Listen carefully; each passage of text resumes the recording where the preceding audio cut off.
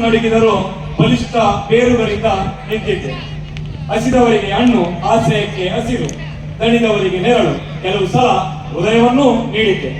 ವಾತಾವರಣದ ಮಾಲಿನ್ಯಕಾರಕಗಳು, ಇಂಗಾಲ dioxide, monoxide, ಗಂಧಕಾಮ್ಲ, ವಿಷ ಅನಿಲ, ಧೂಳಿನ ಕಾರಕಗಳು ಕೆಲವು ಸಲ ಎಲ್ಲವನ್ನೂ ನುಂಗಿ ಪ್ರಾಣವಾಯು, ಆಮ್ಲಜನಕವನ್ನು ನೀಡಿದ್ದೆ.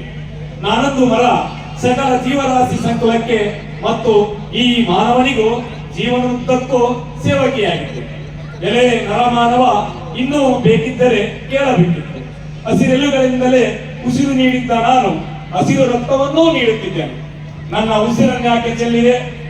ರಸ್ತೆಯನ್ನು ಅಗಲಿಸಿ ಹೆಗಲ ಕಡಿದೆ. ಮನೆ, ಕಟ್ಟಡ, ಕಾರ್ಖಾನೆಗಳಿಗೆ ದೇಹ ಸುತ್ತೆ. ನಾನೀಗ ಮರವಾಗಿಲ್ಲ, ಚಿಗಿಯದ ಟೊಳ್ಳು ಬಂಡೆ, ಕಳೆಯ ಮರ, ಕಾಮುಕರ ದುರಾಸೆಗೆ ಬಲಿಯಾದ ಹೆಣ್ಣು. ನನಗೆ ಗರ್ಭವೂ ಇಲ್ಲ ಮರ ಏರಲು ದೇವರಿಗೆ ಉಯಿದು ಬರೆದಿದ್ದೇನೆ. ಮನುಷ್ಯನ ಬದುಕು ಮತ್ತು ಉಸಿರಾಟಕ್ಕೆ ಮತ್ತೊಂದು ಮರ ನೀಡೆಂದು. ಧನ್ಯವಾದ.